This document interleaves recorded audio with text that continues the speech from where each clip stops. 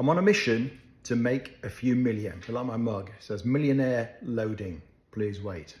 It might be backwards, I'm not sure.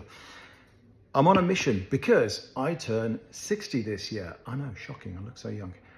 And I realize that if I want to have a good life later, when I'm older, I feel fine now, but if I do need to retire at some point, don't even want to retire, I'm gonna need some money. And my pension is kind of pants, partly because I didn't put enough in it. And secondly, it was with St. James Place, who did not do a great job.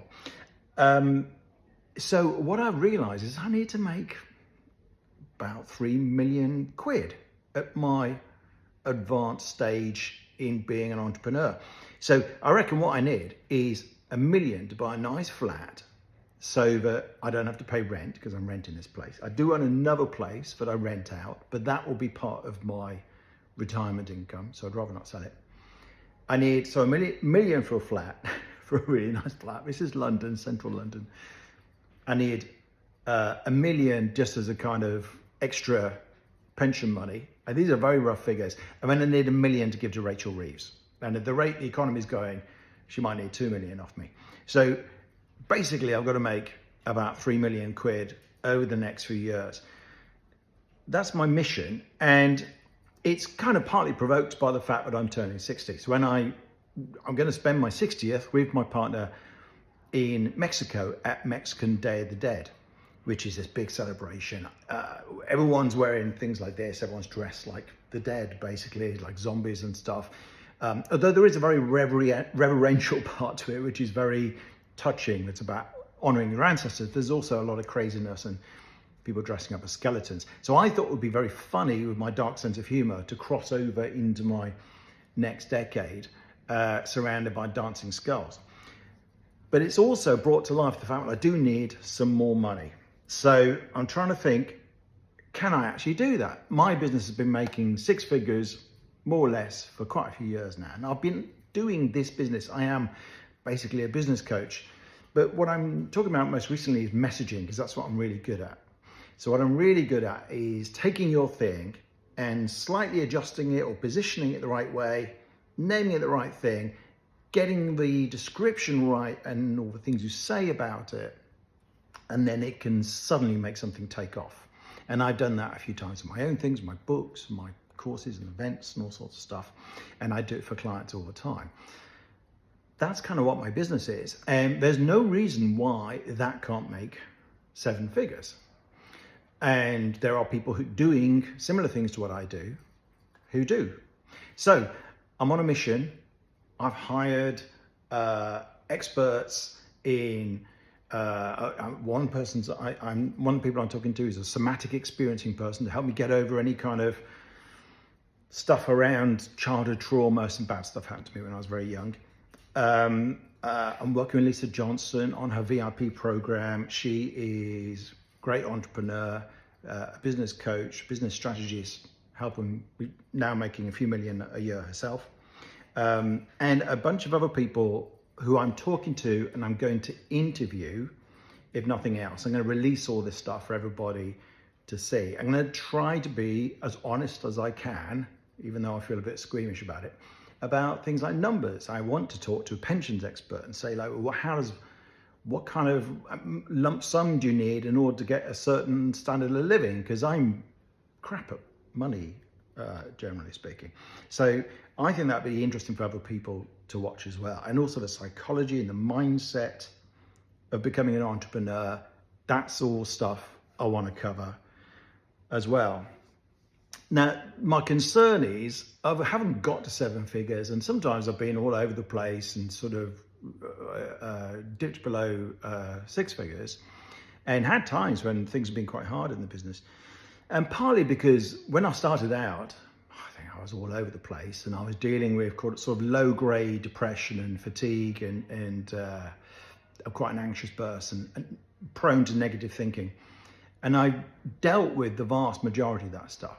So I feel like I'm ready for this challenge now, but I want to kind of explore that and talk about it. But I also feel like I'm not one of those Alex Hormozy types, right? If you know who he is, you know, beefy guy who makes many millions. He's very good at marketing. He's very good at what he does, and he works extremely hard. I am physically incapable of doing what Alex Hormozi does. You know, he works 18 hours a day, even if I wanted to, which I do not want to do. So I'm much more disorganized, you know, prone to not do any planning, prone not to do any management of money if I'm not careful.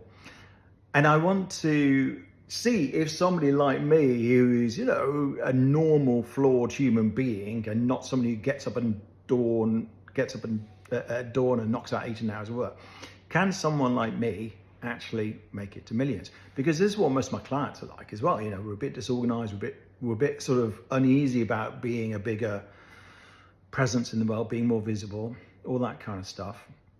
And I have it, although I'm pretty good at this stuff now, as I say, there's still bits of that in there. And I think that stuff needs to be dealt with in order to get to 7 figures.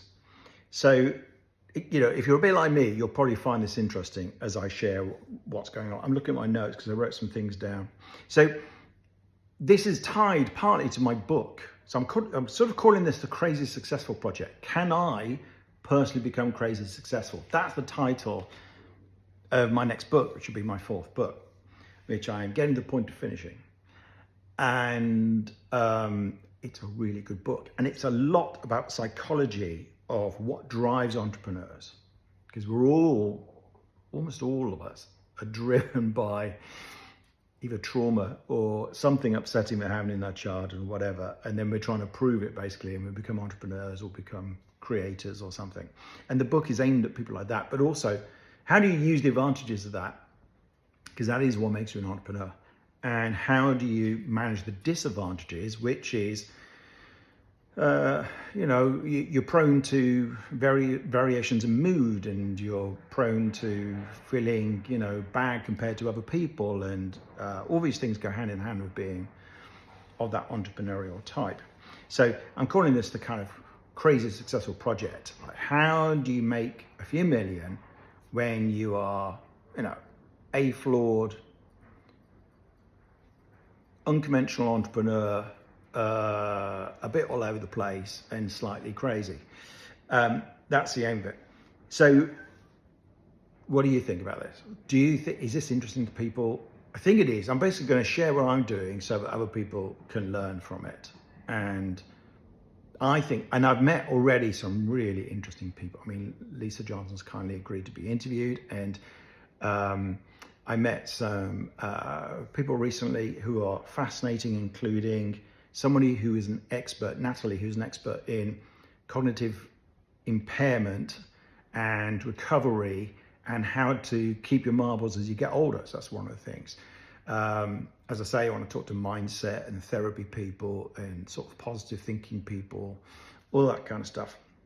If there's anyone you think I should talk to and interview who is really good at this, then let me know. I'm looking for like the best people. So do you think can people like you and me, who are not Alex Hormozi types, you know, make millions? And can you do it late in life? Or do you have to start out, you know, do you have to get it together when you're much younger? I'd be interested in your input on this. Tell me what you think.